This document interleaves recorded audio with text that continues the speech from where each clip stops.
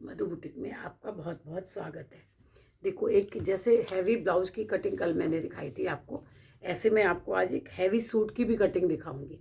तो सूट में लूजिंग कैसे देनी चाहिए, जैसे अब देखो यहाँ पे इनकी फुल लेंथ है और सबसे बड़ी बात है, ये देखो इनका ना ये बनारसी फैब्रिक है और फैब्रिक में देखो पीछे से आपको दिखाई दे रहा होगा, देखो कैसे ये धागे से निकला है। तो इसमें मैंने कौन सा अस्तर लगाया है, क्रेप का। ये देखो, ये क्रेप है, कॉटन नहीं है, ग्रेस आएगा क्रेप का, इसमें अस्तर लगाया मैंने। अब इसकी नाप कैसे चेंज करूँगी देखना आप। इसका फुल लेंथ है, इसका चेस्ट कितना है, अपर चेस्ट, जो ये अपर चेस्ट होता है, बहुत बार मैंने आपको बताया है कि अपर चेस्ट, अगर नए बिगनर्स हैं तो फिर से बताती हूँ। ये देखो, ये अपर चेस्ट है, अपर चेस्ट कितना है 41। फुल चेस्ट ये होता है, ये फुल चेस्ट होता है, ये अपर चेस्ट होता है। तो इनका चेस्ट कितना है 41, अपर चेस्ट है 41 और चेस्ट है 48। 48 इनका चेस्ट है। अब देखो 41 और 48 में 7 इंच की लूजिंग है, 7 इंच का फ़र्क आ रहा है। तो 7 की बजाय इतना ही रहने दूंगी। लेकिन अब इनके चेस्ट जो ब्रेस्ट पॉइंट होता है वो कहाँ पर है, इनका ब्रेस्ट पॉइंट है 12.5, 12.5 पे इनका ब्रेस्ट पॉइंट है।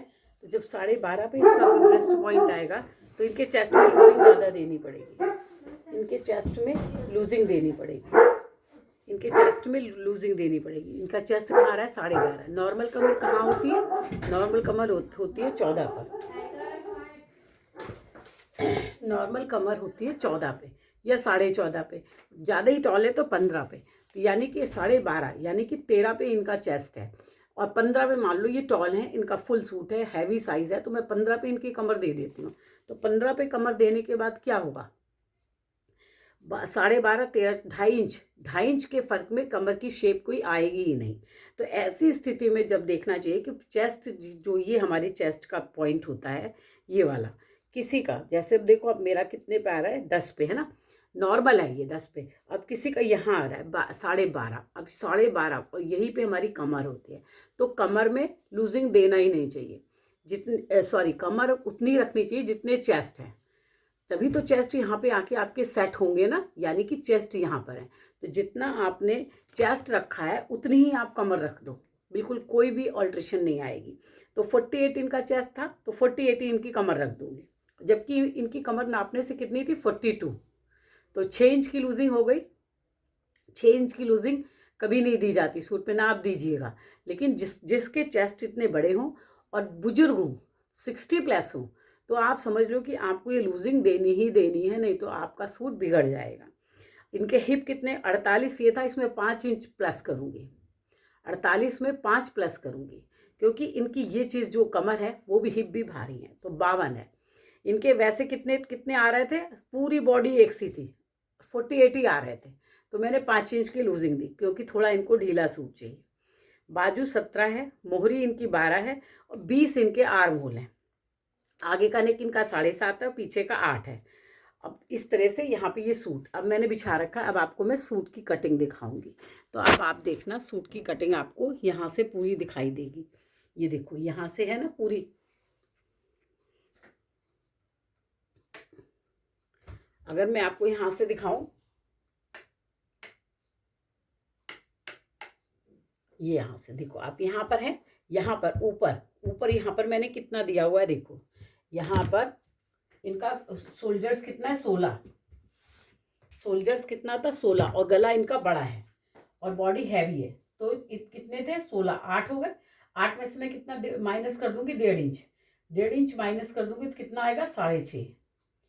ये देखो 6.5 आ गया और यहाँ पे इनका मुड्ढा रख दूंगी 7 पर, 7 पर। अभी आपको क्या बताया था, जितने भी मोटे, जिनका चेस्ट बहुत नीचे हो, उनकी कमर हमेशा आप नीचे रखिए, यानी कि इनकी कमर आप कितने पे रखोगे 15.25 पे, 15.25 पे इनकी कमर रखोगे। और इनके हिप हम सिर्फ 22 पे रखेंगे, आधा इंच बढ़ाएंगे। अगर ज़्यादा बढ़ा देंगे तो यहाँ से पेट से टाइट हो जाएगा। तो ये मैंने 3 निशान लगाए, इनको अब सीधा करती हूँ।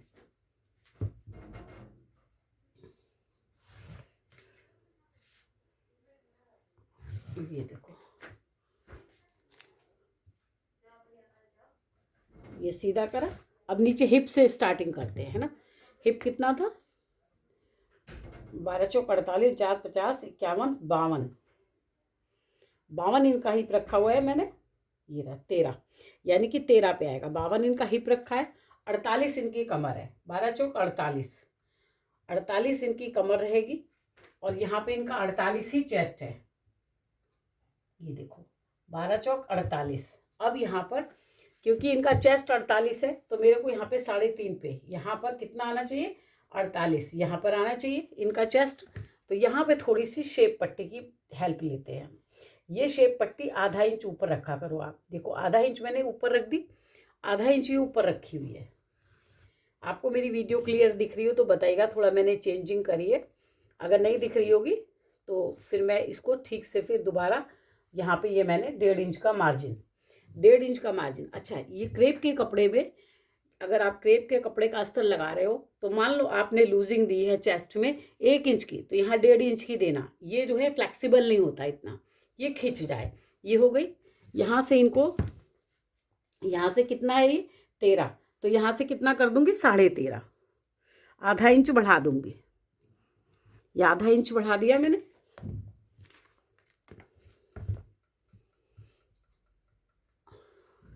ये एक बहुत शानदार वीडियो है, अगर आप इसको ध्यान से देखोगे। और इतना हैवी साइज़ का सूट आएगा। एक तो आपको मैंने क्या टिप्स बताया कि चेस्ट और कमर एक सा रख दो। अगर किसी के चेस्ट नीचे हो, ढल गए हुए हो, तो कमर को चेस्ट को बिल्कुल बिना देखे आप रख दो। अगर बाद में कस्टमर कहेगा हमको कमर से लूज है तो आप थोड़ा सा दबा सकते हो, लेकिन ऐसा कभी होता नहीं। ठीक हो गया।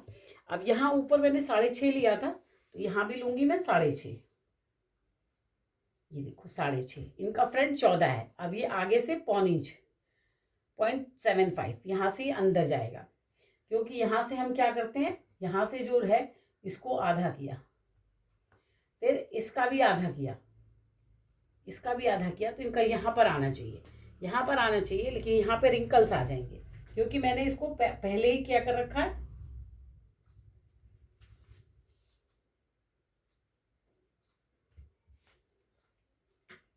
6.5। कहाँ आ रहा है मेरा 6.5, 6.5 यहाँ आ रहा है। ठीक है, 6.5 और 0.75 हम आगे गए हुए हैं, 0.75 आगे गई हुई हूँ। अब यहाँ से देखो, आप ये जो बैक का लगाते हैं हम निशान, बैक वाला निशान ये था ना 7 इंच, तो 3.5 पर आएगा, 3.5 पर आया बैक का निशान। आप देखो यहाँ से ये जो है ना, यहाँ पर ये 1 इंच छोड़ दो, ये देखो यहाँ से 1 इंच आप छोड़ दो और यहाँ से निशान लगाना शुरू करो। ये देखो यह निशान आ गया। आप ये शेप पट्टी से भी लगा सकते हो। यहाँ पे आपका 1 इंच पे टच होना चाहिए, यहाँ पर आपका 1 इंच पर टच होना चाहिए। अब यहाँ से ये जो फ्रंट वाला है वो 1 ही इंच होना चाहिए। ये देखो, ये हमारा 1 इंच पे टच हुआ और इसको 1 इंच छोड़ के ये टच हो गया। ना कोई रिंकल्स आएगा, ना कोई आपकी ऑल्ट्रेशन आएगी, कुछ नहीं होगा। ये हो गया। अब यहाँ से इनका गला इनका कितना रखना है, मेरे को फंस जाएगा नहीं तो 3.25 रखा और यहाँ से थोड़ा सा 1 सूट डाउन कर दूंगी। ये देखो ये डाउन कर दिया मैंने 1 सूट। और इनका आर्म होल कितना है 20। अब हम यहाँ से मेजर करेंगे कि 20 आएगा कि नहीं, ये हमारा सिलाई में चला जाएगा। अब यहाँ से मेजर करते हैं, देखो 10 दूनी 20 आपको दिख रहा होगा। देखो 10 दूनी 20, पूरा शोल्डर्स जितना था पूरा 20 आ गया। अगर आपने ये निशान सही दिया है, यहाँ पे लूजिंग सही दी है, तो आर्म होल बहुत बार हम लोग चेस्ट के हिसाब से आर्म होल रख लेते हैं, चेस्ट के हिसाब से रख लेते हैं, लेकिन चेस्ट में जो लूजिंग दी होती है उसके हिसाब से आर्म होल रखिएगा। क्योंकि अगर मान लो किसी का, अब जैसे इनका 47 था, मैंने 1 इंच की लूजिंग दे रखी है 48, तब ये आर्म होल आया। अगर मैं 47 से काट देती तो यहाँ पे ये आर्म होल छोटा हो जाता। देखो, और एक आर्म होल जब भी काटो आप ये देखो, आपको कैसे लगता है कि ये पीठ पे बैठ के आएगा, ये पीठ पे बैठ जाएगा आर्म होल। तो इस तरह से पहले मैंने शेप पट्टी और ये हमारे जो इंस्ट्रूमेंट जिसको हम यूज़ करते हैं वो यहाँ पे रखे हुए थे। ये मैंने पर्ची रखी थी, ये हो गया।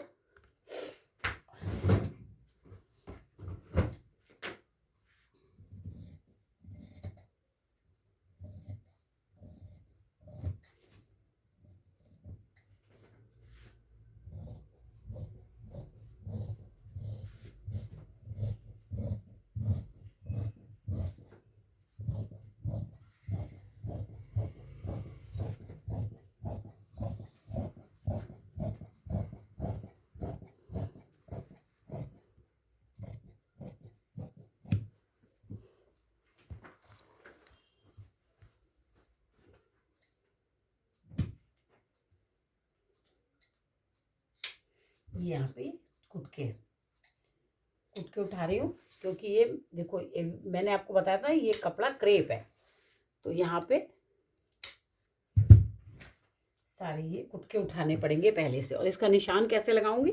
स्केल के जरिए, क्योंकि ये इसके ऊपर हम मेरी जो ये है ना मार्कर, ये चलेगा नहीं, इसको चलाऊंगी ना चलेगा नहीं।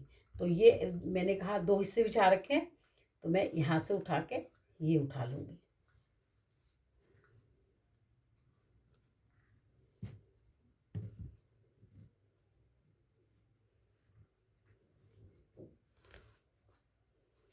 देखो अभी इसमें भी लूजिंग दूंगी मैं, अभी आपको दिखाऊंगी। मैं निशान उठा रही हूँ, फिर आपको दिखाती हूँ कि इसमें भी देखो इसको अभी, क्योंकि ये तो कारीगर के पास सिलने चले जाते हैं, तो कारीगर क्या है निशान के ऊपर ही मशीन चलाते हैं। ये देखो ये लग गया। अब यहाँ से मैं क्या करूँगी, ये देखो आप यहाँ से लूजिंग दिलवा दूंगी और भी, क्योंकि ये बनारसी सूट है, ये बिल्कुल भी वो नहीं होगा। ये देखो इसमें मैंने थोड़ी सी 1/4 इंच की लूजिंग दे दी, और ये दे दी इधर की ओर है।